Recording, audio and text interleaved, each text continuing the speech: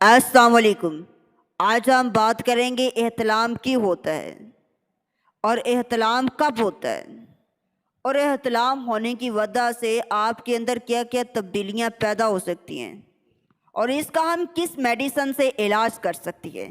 تو تمام تفصیلات آج کی اس ویڈیو میں۔ احتلام عام طور پر بلوغت کی عمر تک اس کے ہونے کا امکان زیادہ ہوتا ہے۔ احتلام کا ہونا کافی شرمناک اور کمزوری کر سکتا ہے۔ احتلام کی کثرت کی کیا وجہ ہے؟ احتلام کی کثرت کی وجہ ہے جیسے ہی آپ اس کا تجربہ کرنا شروع کر دیتے ہیں، بہت سے سوالات آپ کے ذہن میں آتے ہیں۔ اس قدرتی رجحان کے بارے میں مزید تفصیل سے جانتے ہیں۔ آپ اسے نیند کا آرگزم کہہ سکتے ہیں۔ یہ صرف سوتے وقت انزال ہوتا ہے۔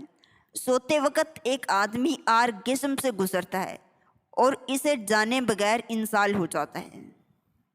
آپ اپنے کپڑوں اور چادروں پر انزال شدہ مواد دیکھ سکتے ہیں۔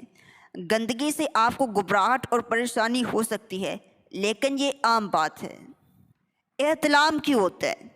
یہ عام طور پر شہوانی شہوت انگیز خوابوں سے وابستہ ہوتے ہیں، لیکن سیکس کے بارے میں خواب دیکھنا ہی واحد وجہ نہیں ہے جس کے نتیجے میں رات کا اخراج ہوتا ہے۔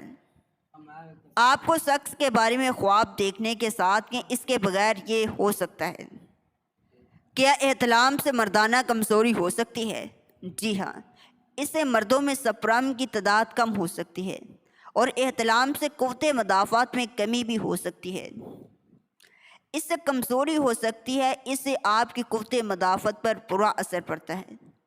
اگرچہ زیادہ تر مردوں کے لیے یہ عام بات ہے، وہ جنسی پختگی کو پہنچتے ہی اس کا تجربہ کرتے ہیں، تاہم یہ صرف بلوغت تک ہی محدود نہیں ہے، اور آپ بلوغت کو عبور کرنے کے بعد بھی اس کا تجربہ کر سکتے ہیں۔ یہاں تک کہ شادی شدہ مرد بھی رات کے اخراج کا شکار ہو سکتے ہیں۔ اگر آپ کو احتلام دن بہ دن کمزوری ہو رہی ہے تو یہ طریقہ علاج یہ مجنون استعمال کرائیں۔ اشرف کمپنی کی ہربل میڈیسن ہے، یہ بہت ہی کمال میڈیسن ہے، اسمودہ میڈیسن ہے۔ اسے استعمال کرنے سے آپ کا جریان احتلام زیر انزال کا مسئلہ بالکل ختم ہو جائے گا۔ اسمودہ مجنون ہے۔ استعمال کیسے کرنی ہے؟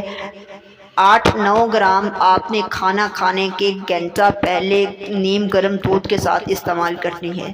السلام علیکم۔